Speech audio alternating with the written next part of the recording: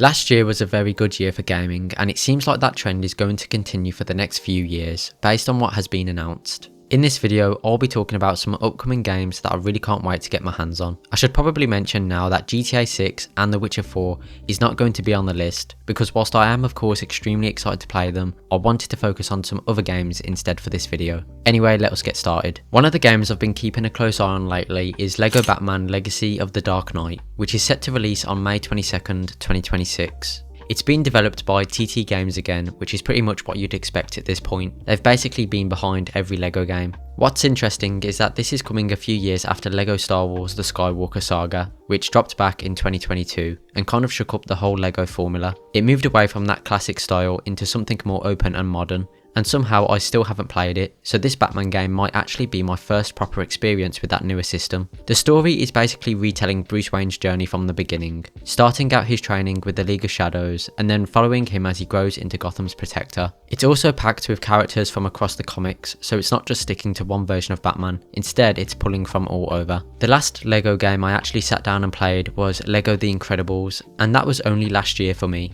I did find myself enjoying it, but it felt like the older, more linear LEGO style, so going from that into something that's meant to be way more modern and expansive, yeah, I'm really curious to see how big that difference actually feels. The next game I want to talk about is Control Resonant. This one's been developed by Remedy Entertainment, and it's currently lined up to be released sometime in 2026. Now, full honesty, I've never actually played Control when it came out, but I've heard nothing but good things about it. People always talk about the atmosphere and how good the gameplay is. It's one of those games that have just been sitting in my backlog forever, but with Resonant on the way, I'm definitely planning to go back and finally experience it properly before this drops. What's interesting is that it seems that Resonant isn't just more of the same. Instead of playing as the character from the first game again, you're stepping into the shoes of Dylan Faden, who's been released by the Federal Bureau of Control to help deal with a situation that's pretty out there. Basically, there's this extra dimensional entity that's taken over downtown Manhattan, and you're sent in to contain it. Gameplay wise, they're changing things up a bit too.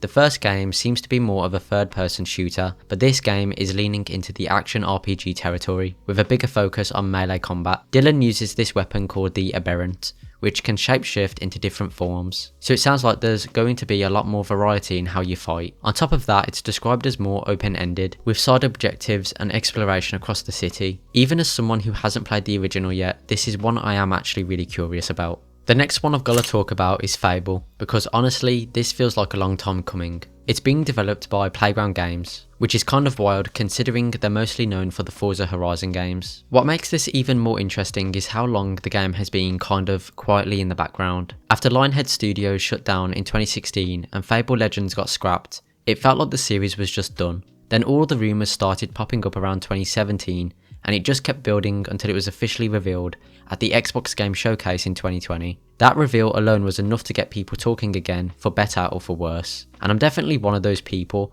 because I've got a bit of history with Fable. I actually got introduced to it through Fable 3 when it was a free monthly game on Xbox 360 back in June of 2013. I went back to the older games after that, and yeah, I'm still annoyed that Fable 2 never made it to PC, and Fable 3 isn't even listed anymore. As for this new one, the story sounds okay, I suppose. Nothing groundbreaking just yet. As expected, you start out as a kid in Albion, discovering your powers early on, and then after a time jump, you're playing as the adult version of that character in your home village. Then things go sideways when a stranger literally turns your grandmother and the entire village into stone, which sets everything off. But honestly, what's really got me interested is just how ambitious it sounds. Apparently there are over 1,000 handcrafted NPCs, all fully voice acted, and you can enter every single house in the game.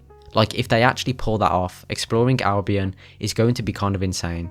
Alright, so next is Exodus. This is being developed by Archetype Entertainment, and it's currently targeting a 2027 release. What immediately stood out to me is the fact that the studio is made up of former BioWare devs, which you can kind of tell straight away. Everything about it just gives off strong Mass Effect vibes, and I mean that in the best way possible. Big sci-fi setting, character-driven story, choices that actually matter. That's exactly the kind of thing I'm into, so I was pretty much sold the moment I saw it. The setting itself sounds quite good too. It takes place out in the future in the Omega Centauri cluster, so you're not just dealing with one system or a handful of planets. It feels like this huge dense part of space with a lot going on. You play as part of a group called the Travelers, who are basically searching for these advanced relics known as remnants. But it's not that simple. as there are multiple factions, both human and alien, all with their own goals, and the choices you make can shift alliances and affect how everything plays out. And honestly, from what we've seen so far, the gameplay just looks really solid. The combat looks weighty and responsive, and the environments look incredible. It's still a bit of a wait with it being 2027, but this is definitely one I'm going to be keeping an eye on. If it manages to capture even a bit of what made Mass Effect so good, whilst doing its own thing, it could end up being a big one for sure. Right, so next is Judas. There's no confirmed release date just yet, which is a little frustrating, but at the same time, it kind of adds to the mystery around it, I guess. What immediately caught my attention is who's behind it. It's being developed by Ghost Story Games, which is a studio set up by Ken Levine after Irrational Games shut down. So it's got that same sort of situation as Exodus, where you've got experienced devs branching off to do something new. But in this case, it's coming straight from the mind behind BioShock. And yeah, I've got to mention BioShock here, because that series is honestly one of my all-time favourites. The atmosphere, the world building, the way the story is told through the environment, it just does things differently. So even though Judas isn't BioShock, you can definitely see the DNA there, and that alone has me interested. One of the coolest ideas behind the game is something Levine talked about years ago, the concept of narrative Legos. Basically, the story isn't meant to be this one fixed path. Instead, it's built in a way where different elements can shift around depending on your choices, leading to multiple outcomes and making it way more replayable. The setting is also just very out there. The whole game takes place on this massive generation ship called the Mayflower, heading toward Proxima Centauri with what's left of humanity. But the ship is controlled by these three very different figures, all with their own vision of what humanity should become. And then you've got Judas, the main character, who basically breaks free from that system and starts pushing things towards chaos. It seems like this game is going to be really heavy on atmosphere and storytelling, which is something I always love to see.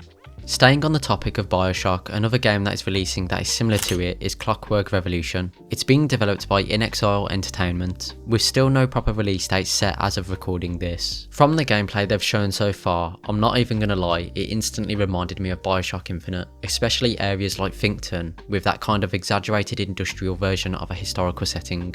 And honestly, I don't see that as a bad thing at all. The setting here is Avalon, which is this steampunk city built around a Victorian era society. So you've got all these wealthy elites walking around with these elaborate clockwork prosthetics, mechanical servants everywhere, and this clear divide between classes. A lot of that ties back to Lady Ironwood, who's basically manipulating the city's history to keep things exactly how she wants them, benefiting herself and the upper class. And that's where one of the most interesting mechanics comes in, the chronometer.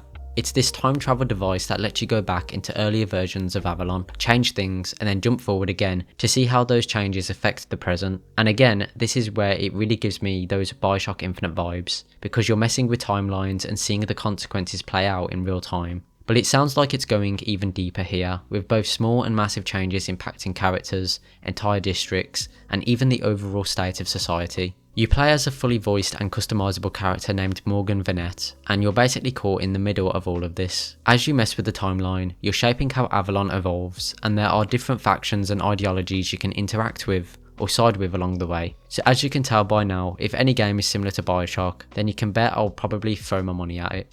Right, so next is The Blood of Dawnwalker, which is being developed by Rebel Wolves and is currently set for a 2026 release. Okay, so quick edit here, I recorded this a few days ago and since then a release date has been given, which is September 3rd of this year. So yeah, thought I'd just mention that. Now the reason this one grabbed me straight away is honestly two things. First, vampires. I feel like we don't actually get that many big serious vampire RPGs anymore, so that alone already makes it stand out. But then the second thing is who's behind it. I am sorry if I butcher these names, but the game is being directed by Konrad Tomaskowitz, who was the game director on The Witcher 3, and it's written by Jakub Zamalek, who was also heavily involved on that game. So instantly the vibe I got was kind of like the Blood and Wine expansion, but turned all the way up to be more darker and grittier. It takes place in this gothic 14th century kingdom called Val Sangora, somewhere in the Carpathian Mountains, and the whole place is basically under vampire rule. You've got this ancient vampire named Brensis controlling everything, enforcing this blood tax on humans, and just genuinely making life miserable for everyone. It feels very bleak, very oppressive, like the kind of world where every decision actually can matter. You play as Cohen, who's dealing with silver poisoning and a vampiric curse at the same time,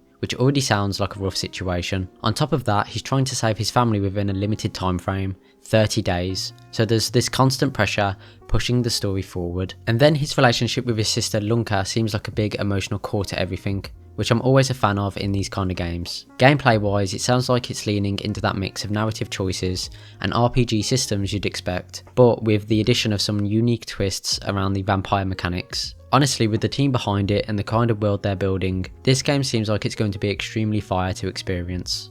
Tomb Raider Legacy of Atlantis is being developed by Crystal Dynamics and it's currently set to release sometime in 2026. What makes this one stand out is that it's actually a remake of the original Tomb Raider, but it's not even the first time they've done this, because there was already Tomb Raider Anniversary. Anyway, this feels like it's going to be a much bigger, more modern take, mixing that classic exploration and puzzle solving with expanded storytelling, and hopefully gameplay that feels closer to what we're used to now. The story itself is of course sticking to the original idea of Lara Croft tracking down pieces of the Scion, which is this insanely powerful artifact tied to Atlantis. For me, this is actually going to be a bit of a different experience, because I've only really played the Survivor trilogy, and I really enjoyed my time with them. Stuff like Tomb Raider 2013 really pulled me into the series, but I've never actually gone back and played the original 1996 game, so this remake feels like a perfect excuse to experience that story in a way that's probably a lot easier to get into now. That said, I do actually want to try the older games before this one comes out. The remastered versions are available, so I'm thinking of going through those just to get a feel for where it all started,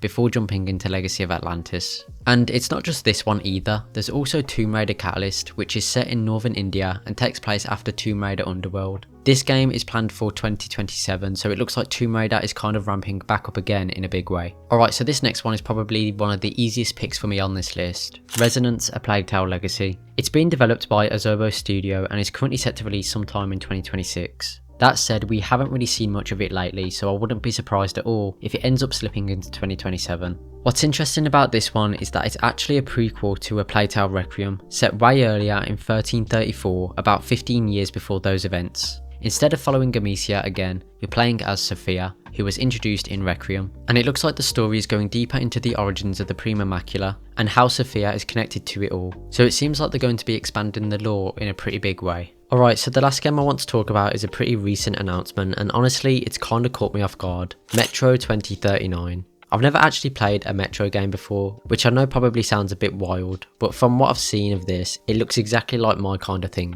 It's being developed by 4A Games, the same studio behind the previous Metro titles, and it's currently aiming for somewhere around the late 2026 into early 2027, so still a bit of a wait. Now in terms of actual details, there really isn't a ton out there yet. It's one of those announcements where you get just enough to be interested, but not enough to fully understand what the game's going to be. From what's been shared, it's set 3 years after Metro Exodus, but instead of continuing directly with the protagonist from the other games, you're following a new protagonist known as the Stranger, and the setup sounds pretty intense. He's dealing with these violent recurring nightmares and ends up being pulled back into the Moscow Metro, which is somewhere he clearly didn't want to return to. Even just that premise alone has a really strong vibe to it. That whole mix of psychological stuff, post-apocalyptic setting, and being forced back into somewhere you were trying to escape from, it just sounds like it's going to be heavy in atmosphere.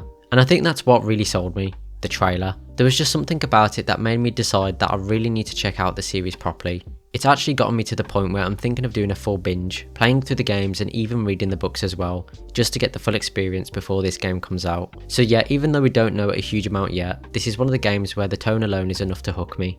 If it delivers on that atmosphere and storytelling, I can definitely see myself getting really into it. So that is all the games I wanted to highlight today. There are a lot of more games that are coming out in the next couple of years that are looking to be really good. Please let me know down in the comments what games you are looking forward to, as I always love to read about them. Thank you for watching and have a great rest of your day.